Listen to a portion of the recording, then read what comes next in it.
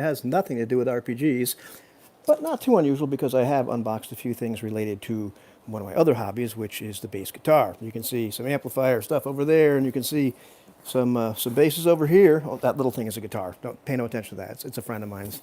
Uh, he lent me, which I need to send back to him. But he became a chiropractor and lives in like Minnesota or something. I forget where the heck Josh lives right now. I got to ask him. So I got to ship it back to him. He let me borrow it because I just wanted to plunk around on a guitar for a while, which has nothing to do with this video. This video isn't about that. It's about this thing right here, which is clearly Italian. Actually, probably. And it's fragile. Got sent to me a little while ago.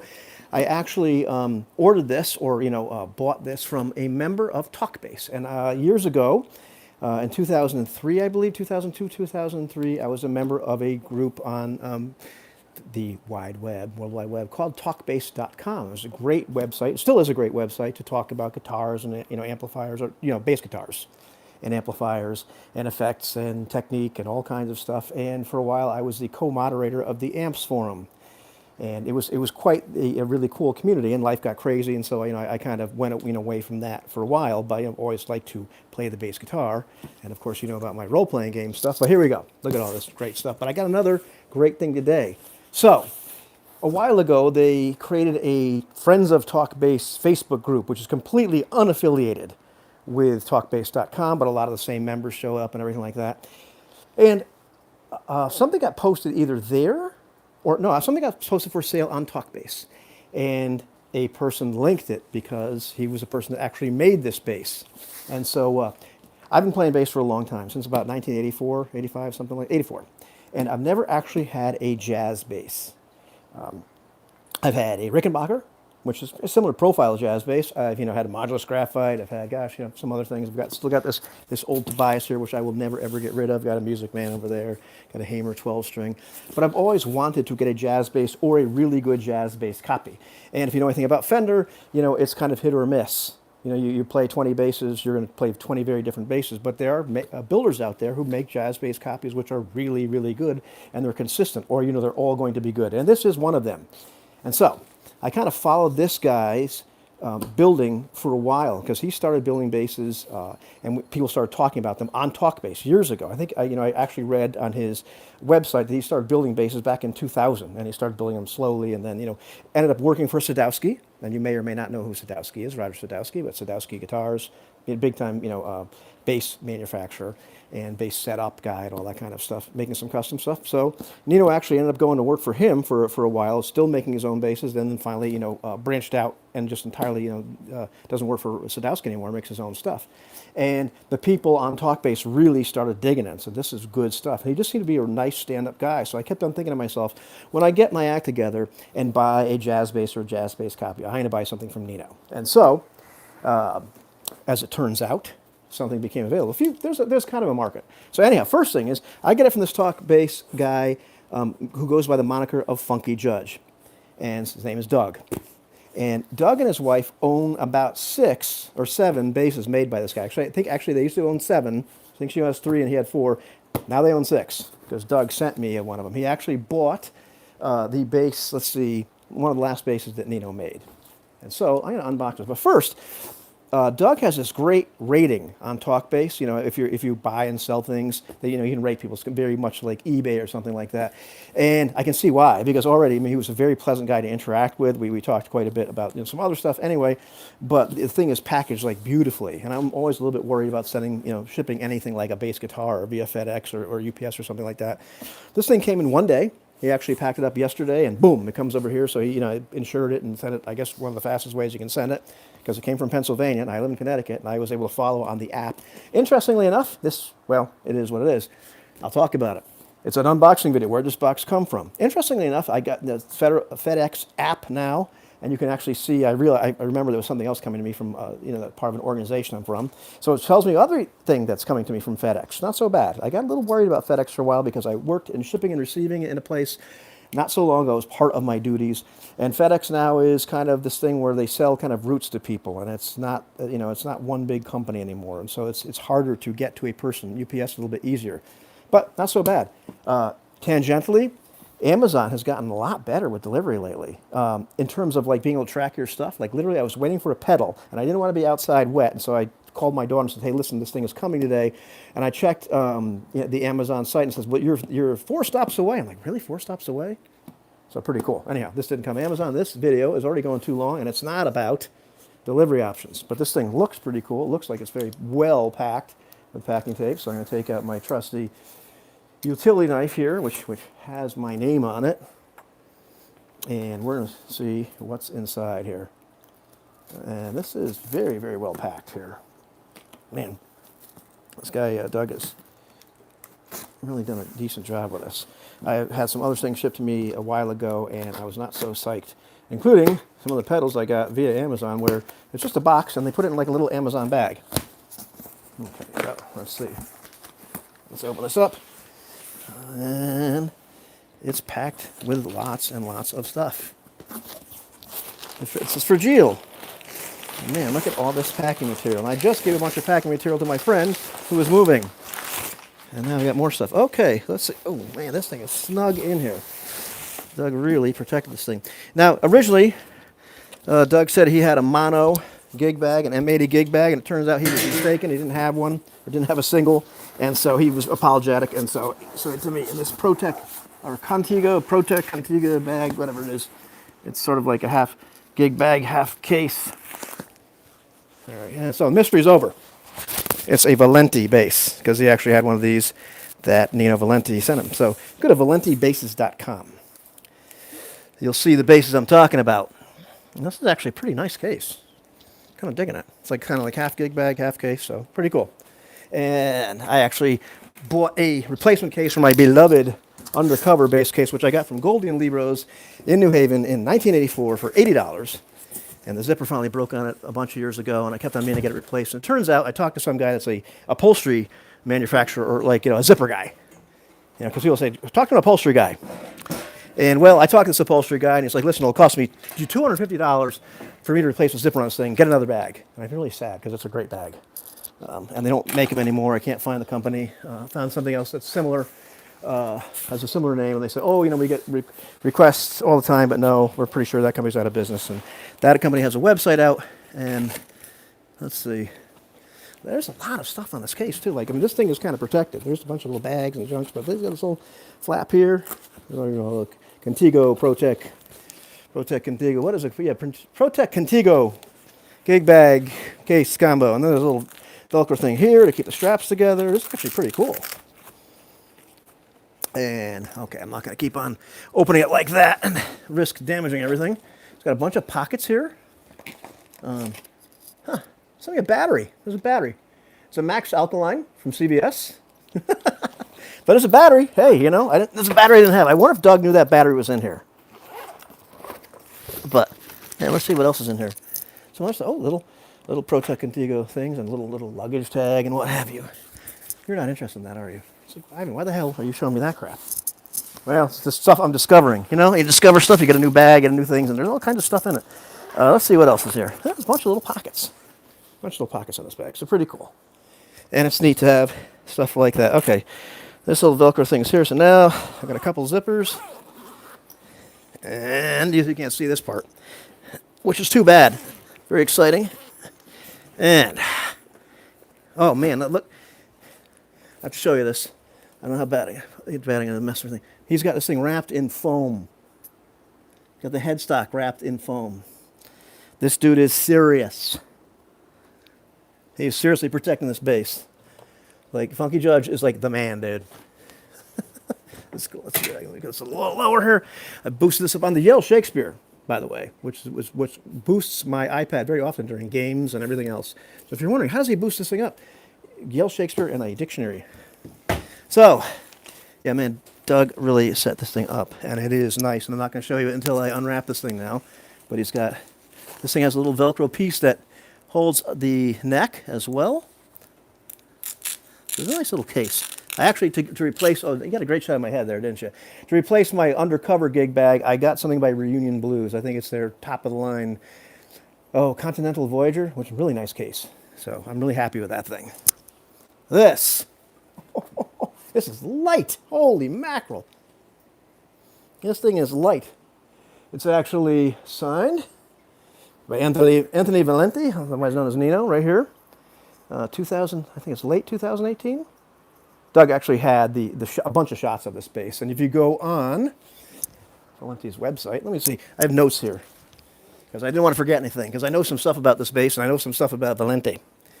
This is number 264. So it was made sometime, let's see, so it was made in November of 2018. I believe Doug actually bought this thing. This is one of the custom models. Nino actually makes two models. That's not true.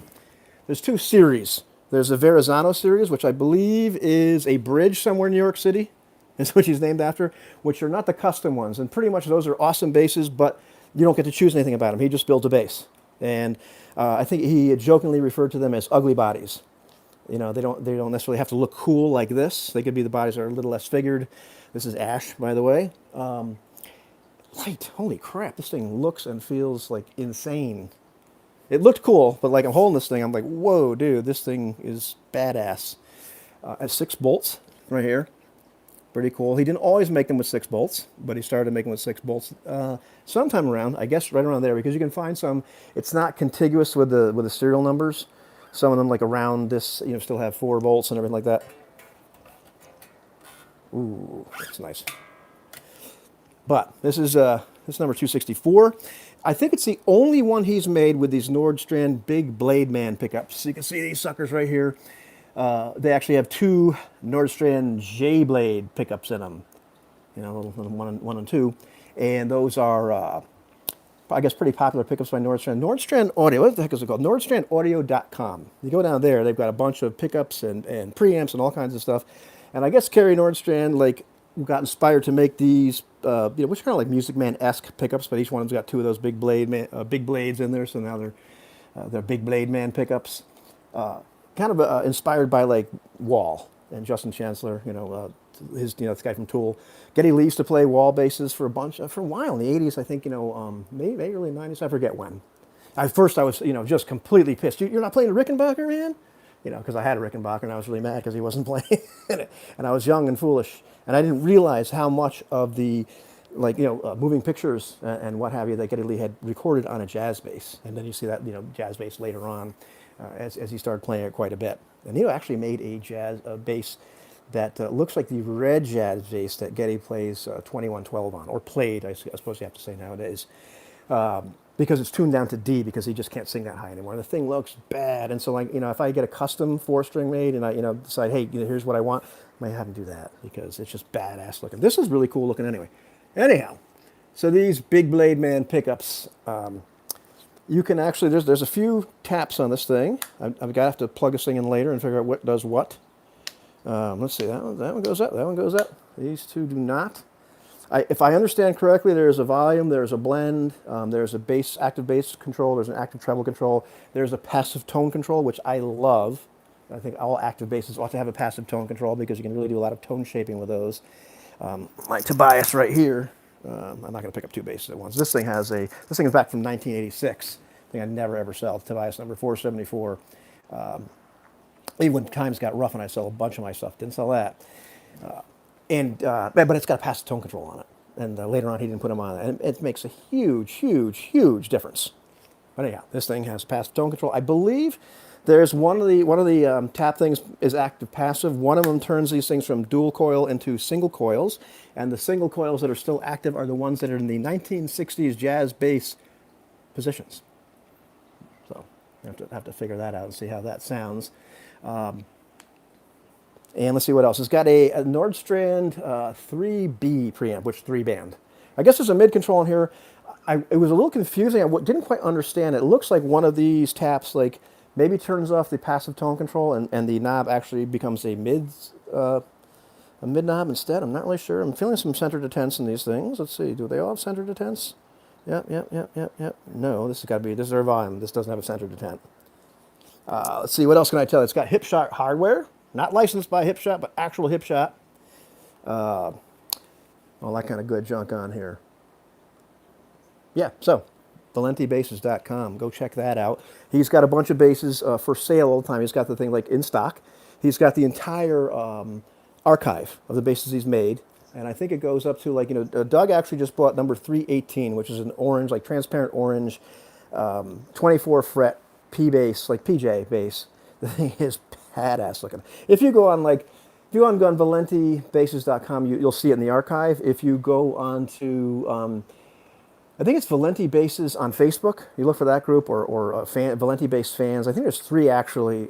Yeah, three actually. Three groups. I think there's Valenti Bases and there's like fans of Valenti Bases and Valenti something else.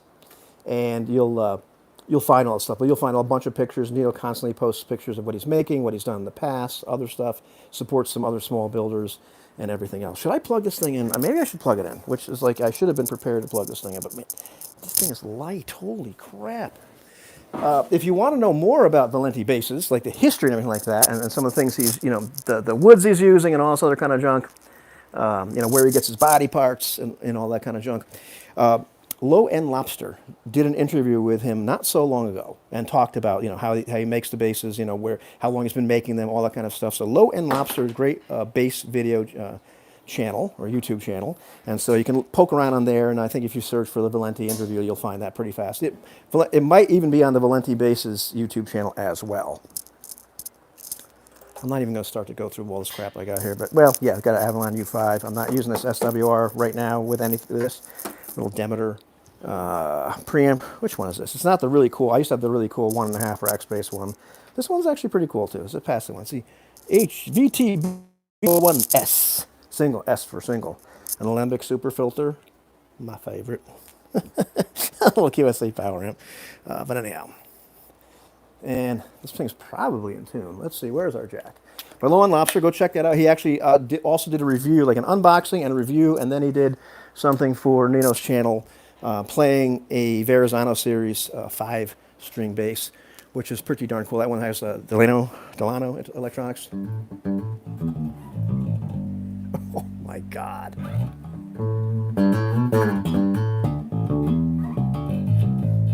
Oh, so you can't hear that because you got the headphones in here. Hold on. Can I take these out? Mike will pick some of this up, right? Let's see. Oh, we got wires stuck everywhere, Ivan. This is dangerous. This is dangerous.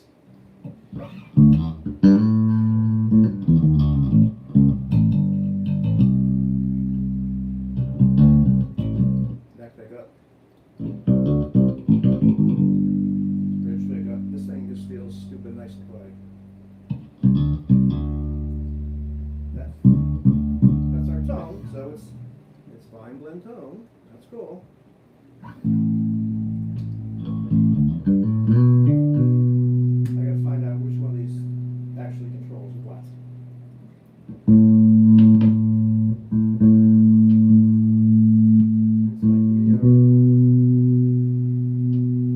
Is that our track? That's our bass. That's our bass.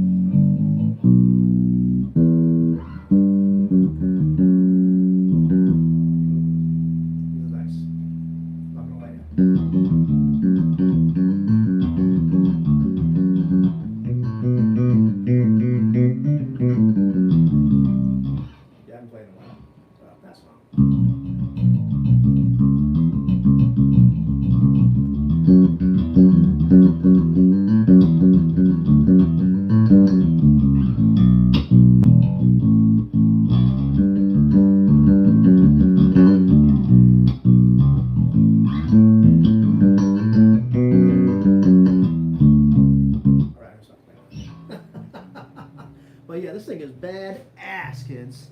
Hold on, hold on. This is bad ass. Yeah, you can't hear a word I'm saying. Oh, I'm gonna put this down. This is terrible. This is terrible, kids. I have to put that right here. Don't break it yet, Ivan. Don't break it yet. Ah. Probably could hear me now. Can you hear me now? Now you're not gonna be able to hear the bass. But yeah, this is badass. I am like stupid happy with this thing already.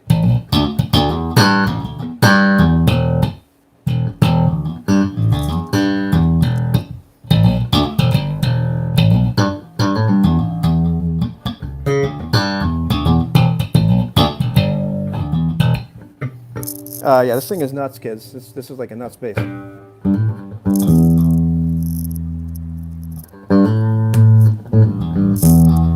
Now I gotta figure out which one of these things actually. Yeah, I think this one might.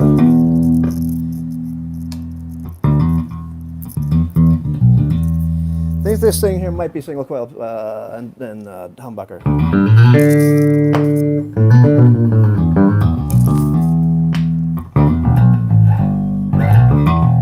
That sounds like single coil. And that sounds like humbucker.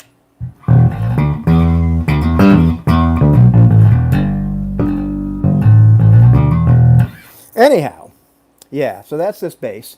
The other thing is, I would check out Nino Valenti's channel because, right now he's selling basses. This thing he told Doug that if he made it today, right now, it would be like $3,000. I did not pay $3,000 for this bass. I think Doug may have bought it for less than that when he bought it from him. Maybe probably as a repeat customer. I don't know. I'm not going to tell you what Doug sold it to me for, but it was a good price. So I feel like I got one hell of a deal here. So the custom series tend to run around like the 33-ish range. The Verrazano series are a little bit more like 21-ish, the 20, 21 pricing. And so if you're like me, you might be like, hey, why do these things cost so much? I can get a Fender for like, less money and all this other kind of junk. Well, first of all, you haven't picked this thing up and played it. Second of all, there's a video on his channel, and it's talking about like making a Valenti bass. I wish I had the title of the video. But it's just like this little fast forward thing of him doing all the things he does with the bass, routing it out and all this kind of stuff. Because he doesn't make the bodies. He has the bodies made for him. He doesn't make the necks. He's got the necks made to his specs and everything. So if you're like me, you think, well, I could bolt this thing together, right? Just put these 6 bolts in and drop some electronics, do a little soldering, all done.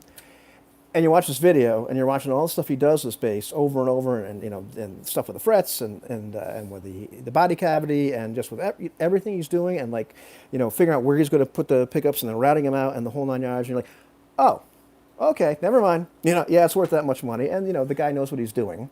And I can tell right now, just by picking this thing up and playing it a little bit, I'm like, holy crap, dude. This is like a work of art. So I'm super happy with this thing. I'm super happy with the way it sounds. I think this might be the only one that's actually got big blade man. So I might actually have something that's relatively unique. Okay, I've yammered for a lot of time already at this point. So yeah, this is my my unboxing and like initial thoughts of this Valenti bass. I'm sorry that my iPad does not have a, the microphone's in the back now. It's muffled by something, so it's not really good unless you wear the headphones, which is why I've been wearing the headphones all this time. But this thing is a really fun bass to play already. I'm like really, digging it. And so yeah, I got a jazz bass now, kids. It's pretty cool.